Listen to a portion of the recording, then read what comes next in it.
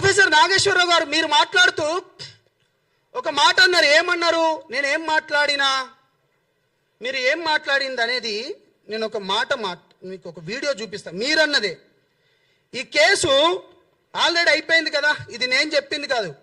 చషబిషలు లేకుండా నేను నా ఓటుని నేను బ్యాక్ తీసుకుంటున్నా అని చెప్పింది కూడా మీరే.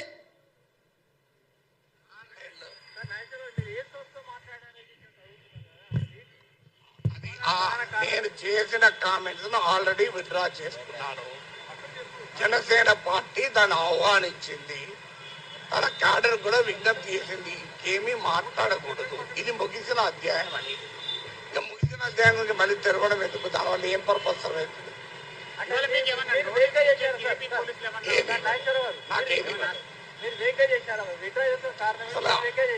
అంటే విడుదల ఉపసంహరించిన వ్యాఖ్యల పైన నేను మాట్లాడాను. రైట్ అన్నా, ఈ మాటలు నేను మాట్లాడింది కాదు. చషబిషలు లేకుండా నేను నా వాక్యాలను వెనక్కి తీసుకుంటున్నాను, ఇక పైన నేను దీనిపైన మాట్లాడను అని చాలా క్లియర్గా పెద్ద మనిషి, వయసులో పెద్దవాడు, ప్రొఫెసర్గా కూడా చేసి రిటైర్మెంట్ అయిన వాడు ఒక వ్యక్తి ఒక పార్టీ పైన తన వాక్యాలు వెనక్కి తీసుకుంటున్నానని చెప్పిన మనిషి కొంతమంది చిల్లర బ్యాచ్ గాళ్ళతోని ఏ విధంగా పెడతారు మీరు ప్రెస్ మీట్? అక్కడ మీరు ఏ విధంగా పెడతారు ప్రెస్ మీటు? తిరిగి ప్రాంతాల మధ్య విద్వేషం రెచ్చగొట్టడమేనా మీ పని? లేకపోతే ప్రాంతాల మధ్యలో చిచ్చు పెట్టి మీ వెనక ఎవరున్నారు, ఎవరితోని మాట్లాడిస్తున్నారు? ప్రొఫెసర్ నాగేశ్వర్, నేను నిన్ను నాగేశ్వరరావు గారు అనను, పవన్ కళ్యాణ్ గారిని నువ్వు ఏకవచనంతో ఎప్పుడైతే పిలిచినావో నువ్వు నీ మర్యాద కోల్పోయినావు. నువ్వు ఛానళ్ళకు పోయేటప్పుడు కూడా మీడియా మిత్రులందరూ నాకు తెలిసిన వాళ్ళు కాబట్టి వాళ్ళు కార్లు పెట్టాలి, నీకు టిఫిన్లు పెట్టాలి, దాని తర్వాత వాళ్ళ దగ్గర నుంచి కొంచెం సమ్ అమౌంట్ కూడా తీసుకొని నువ్వు మాట్లాడేటోనివి. నువ్వేం మేధావి బై? నువ్వెక్కడి మేధావి? నీ మేధావితనం ఎక్కడుండాలి? రైట్, ఇది కూడా మాట్లాడదాం. అంటే కేవలం ప్రాంతాల మధ్యలో రెచ్చగొట్టే విధానంతో వీళ్ళు నిన్న ప్రెస్ మీట్ పెట్టినారు. ఇక నేను క్రాంతి దళం అనుకొని చెప్పి ఉదయిస్తున్న సూర్యుడు అనుకోని పృథ్వీ గారితోని ఈ మధ్యలో బాగా రెచ్చిపోతున్నాడు. ఎందుకంటే తెలిసిన మిత్రుడు, ఉస్మానియా యూనివర్సిటీ దగ్గర ఉంటాం కాబట్టి మనం ఎప్పుడు ఎవరిపైన మనం వ్యంగ్యంగా కానీ లేకపోతే అనుచిత వాక్యాలు కానీ లేకపోతే ఎప్పుడు మనం మాట్లాడలేదు. తెలిసిన వ్యక్తి కదా అనుకొని ఎప్పుడు మనం మాట్లాడలే. పృథ్వీ బ్రదర్, తెలంగాణ ఉద్యమంలో నా పైన 100 కేసులైనాయి. నేను మహబూబాబాద్ జైలు కావచ్చు, మహబూబ్ నగర్ జైళ్ళలో కావచ్చు 100 కేసులు. జేఏసీ పెట్టినప్పుడు పెడమర్తి రవి జేఏసీలో నేను వైస్ ప్రెసిడెంట్గా, వంగపల్లి శ్రీనివాస్ అన్నతోని నేతృత్వంలో ఉన్నప్పుడు జేఏసీ స్వతంత్ర జేఏసీ ఏర్పడ్డప్పుడు నేను ప్రెసిడెంట్గా, నా పైన 100 కేసులైనాయి, అనేక ఉద్యమాలు చేసిన అటువంటి నేను నా నాయకుడిని ఇవాళ నువ్వు తిడతా ఉంటే నేను ఎట్లా మాట్లాడతారా? అరే పృథ్వీగా చెప్పురా, నువ్వు ఎన్నిసార్లు రా నేను ఓపిక పట్టాలి? ఏం మనిషివిరా? తెలివి ఉందా లేకపోతే తెలివి లేకుండా మాట్లాడుతున్నావా? ఆ భాష ఏంటిదిరా నీది? నీ భాష ఏంటిదిరా? అరే పవన్ కళ్యాణ్ గారు తెలంగాణ ప్రాంతంలో వరదలు వస్తే అన్న, మీరు జర్నలిస్టులు, మనం ఎటువంటి ఉద్యమాలు చేసినాం మీ అందరికి బాగా తెలుసు అన్న. నేను ఎప్పుడు పర్సనల్గా ఎవరి గురించి నేను పోలేదన్న, మీకు చేతులైతే దండం పెడతాను. మన తెలంగాణ ప్రాంతం గురించి మీ అందరికి తెలిసిందే. ఇవాళ పవన్ కళ్యాణ్ గారు తెలంగాణ ప్రాంతంలో వరదలు వస్తే 2 కోట్ల రూపాయలు 2020లో ఒకసారి వస్తే, 2024లో ఒకసారి వస్తే, అప్పుడు 1 కోటి, దాని తర్వాత 1 కోటి ఇచ్చిండు.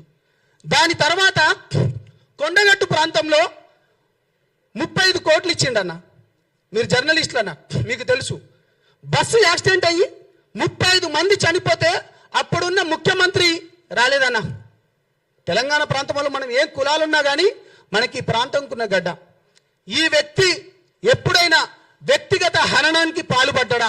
పర్సనల్ విషయాలపైన ఎప్పుడైనా పోయిందా? నువ్వు చెప్పురా పృథ్వీ. పాషం యాదగిరి అన్న, నీ దగ్గర కూడా వస్తా. బక్కా జడ్చాన్, తులసి అక్క గురించి అయితే ఇంటర్నేషనల్ ఆమె మాట్లాడాలి. తెలంగాణ ఏర్పడ్డ తర్వాత ఇప్పటికీ దగ్గర 13 సంవత్సరాలు అవుతుంది. 10 సంవత్సరాలు ఇప్పుడున్న బీఆర్ఎస్, అప్పుడున్న టీఆర్ఎస్ 10 సంవత్సరాలు పరిపాలించింది.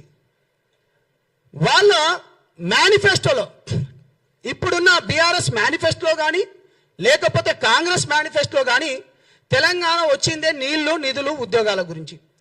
విద్యార్థులకు ఉద్యోగాలు ఇవ్వద్దని నువ్వు పదే మాట్లాడుతున్నాడు కదా. పవన్ కళ్యాణ్ వచ్చి ఆంధ్ర వాళ్ళు వచ్చి అంటే పవన్ కళ్యాణ్ వచ్చి ఇక్కడ ఏదో చేస్తుండన్నాడు కదా. కాంగ్రెస్ పార్టీకి, టిఆర్ఎస్ పార్టీకి, బీఆర్ఎస్ పార్టీ వాళ్ళకు ఉద్యోగాలు ఇవ్వద్దని చెప్పిండా పవన్ కళ్యాణ్ గారు ఎప్పుడైనా? ఇది నేను నిన్న అడుగుతున్న పృథ్వీ. బీఆర్ఎస్ మేనిఫెస్టోలో విద్యార్థులకు లక్షల ఉద్యోగాలు ఇవ్వమన్నది మేనిఫెస్టోలో పెట్టుకున్నారు, కాంగ్రెస్ వాళ్ళు పెట్టుకున్నారు. వాళ్ళు పవన్ కళ్యాణ్ గారు ఎప్పుడైనా ఇయ్యొద్దన్నాడా లేకపోతే లోకేష్ ఏమైనా ఇయ్యొద్దన్నాడా? నువ్వు చెప్పాలి. రవీంద్ర భారతిలో నువ్వు ఏమని అంటే విగ్రహం గురించి కొట్లాడుతున్నావు, బాజాప్తగా చెప్తున్నాం. నిన్నెవడు తీయొద్దన్నాడు? బాలసుబ్రహ్మణ్యం విగ్రహం గురించి మేము పెట్టమన్నామా? పోనీ పవన్ కళ్యాణ్ గారు ఏమైనా పెట్టమన్నారా? నువ్వు ఏమేనంటే విగ్రహాల గురించి ఏం రేవంత్ రెడ్డికి పవన్ కళ్యాణ్ గారు ఫోన్ చేసి నువ్వు బాలసుబ్రహ్మణ్యం విగ్రహం ఏమైనా పెట్టొద్దన్నాడా? నువ్వు దానిపైన మాట్లాడరా రే పృథ్వీ. నేను ఎప్పుడు నీ గురించి ఎప్పుడు అమర్యాదగా మాట్లాడలే పృథ్వీ గారు. నా నాయకుని పైన మీరు ఈ విధంగా మాట్లాడతారా? మనం కొట్లాడతాం. తెలంగాణ రాష్ట్రం ఏర్పడిన తర్వాత నువ్వు పవన్ కళ్యాణ్ వల్లనే అంటున్నారు కదా మీరందరూ. మీరు నన్ను అడగండి అన్న క్వశ్చన్. నేరేళ్ల ఘటన జరిగింది.